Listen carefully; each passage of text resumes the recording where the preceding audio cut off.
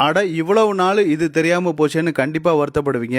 இது ஒரு அற்புதமான ஒரு பானங்க. இதோடைய பேர் பார்த்தீங்கன்னா இம்யூனிட்டி பூஸ்டர்னு சொல்லுவாங்க. இதை நீங்கள் வாரத்துக்கு 2 தடவை, அப்படி முடியாத பட்சத்தில் மாதத்துக்கு 4 தடவை நீங்கள் இதை சாப்பிட்டுட்டு வந்தீங்க அப்படின்னா உங்கள் உடம்புல நீங்கள் மாற்றத்தை ஏற்படுறத கண்டிப்பாக பார்ப்பீங்க.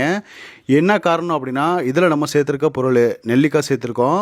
அதே மாதிரி பார்த்தீங்கன்னா பீட்ரூட்டு, கேரட்டு, இஞ்சி, சத்து மாவுன்னு சொல்லக்கூடிய ஏதேதோ மார்க்கெட்டில் விற்கிது. அது எல்லாத்தையுமே வாங்கி முயற்சி செய்கிற நீங்கள் கண்டிப்பாக இதை நீங்கள் ட்ரை பண்ணுங்கள். உடம்புல இருக்கக்கூடிய மாற்றங்களை நீங்கள் கண்டிப்பாக பார்ப்பீங்க. இதுக்கு தேவையான பொருள்லாம் நம்ம எடுத்துருக்குறோம். இதை இப்போ நம்ம ஒரு ஸ்டெப்பாக செய்ய ஆரம்பிக்கலாம். பீட்ரூட்டில் இருக்கக்கூடிய மேபாகங்கள் எல்லாத்தையுமே எடுத்துகிட்டு தோலை சீவி எடுத்து இதை நம்ம செய்யணும். இப்போ நான் எடுத்துருக்கிறது பார்த்திங்கன்னா நெல்லிக்காய் 4 ஆப்பிளுக்கு சமம்னு சொல்லுவாங்க. அதே மாதிரி பார்த்திங்கன்னா நெல்லிக்காயில் ஏகப்பட்ட விட்டமின்ஸ் இருக்குதுங்க.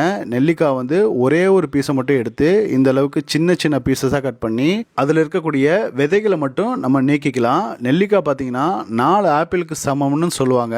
நெல்லிக்காய் பார்த்திங்கன்னா முடி சம்மந்தப்பட்ட எல்லா பிரச்சனைகளுக்கும் அதே மாதிரி நோய் எதிர்ப்பு சக்தியை அதிகமாக உண்டாக்கும். இப்போ அடுத்ததாக பார்த்திங்கன்னா நான் இஞ்சியில் ஒரு சின்ன சைஸை மட்டும் நான் கட் பண்ணிவிட்டு அதில் இருக்க தோலையும் எடுத்துட்டேன். இது எல்லாமே பார்த்திங்கன்னா கண்டிப்பாக விலை கம்மி தான், வீட்டிலேயே நீங்கள் செய்யலாம். இப்போ நம்ம ஒரே ஒரு கேரட் எடுத்திருக்கேன். அதில் இருக்கக்கூடிய மேலே இருக்க தோலை மட்டும் நம்ம சீவிட்டு இது எல்லாத்தையுமே க்ளீன் பண்ணி ஒன்று எடுத்து செய்யலாம். இந்த மெத்தடு பொதுவாக நிறைய டாக்டர்கள்லாம் பேசியிருப்பாங்க, நீங்கள் வீடியோலையும் பார்த்துருப்பீங்க. இன்டர்நெட்லேயும் நீங்கள் செக் பண்ணி இம்யூனிட்டி பூஸ்டர்னு போட்டு கேரட்டு, பீட்ரூட்டு, இஞ்சி போட்டிங்கனாலே உங்களுக்கு இதோடைய சம்மந்தப்பட்ட எல்லா டீட்டெயில்ஸுமே தெரிஞ்சிடும். தெரியாதவங்களுக்கு இந்த வீடியோ ஒரு நல்ல ஹெல்ப்ஃபுல்லாக இருக்கும்.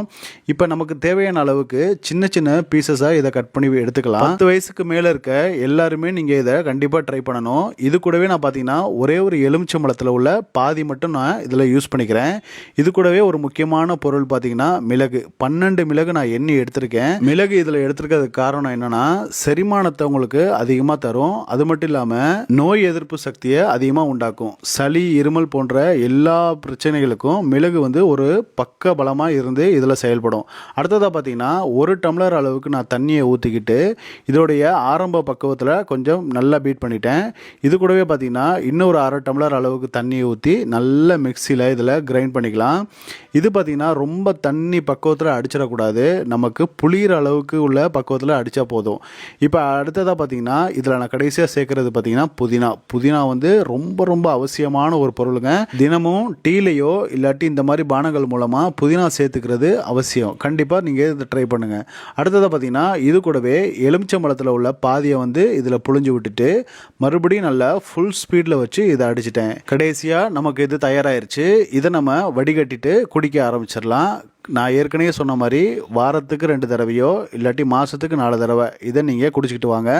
உங்கள் உடம்புல இருக்கக்கூடிய நோய் எதிர்ப்பு சக்தியை அதிகமாக இது உண்டாக்கும். அதே மாதிரி பார்த்திங்கன்னா கண்ணுக்கு நல்லது, உடம்புல இருக்கக்கூடிய செரிமானத்தை அதிகமாக உண்டாக்கும். முன்பு இருந்ததை விட உடம்பு பளபளன்னு இருக்கிறத நீங்களே உணர்வீங்க. இதோடைய சக்கையை தூக்கி போட்டுறாமல் மறுபடியும் கூட நீங்கள் இதை பயன்படுத்தலாம். ஓகே ஃப்ரெண்ட்ஸ், இதே மாதிரி அடுத்த ஒரு வீடியோவில் நான் சந்திக்கிறேன்.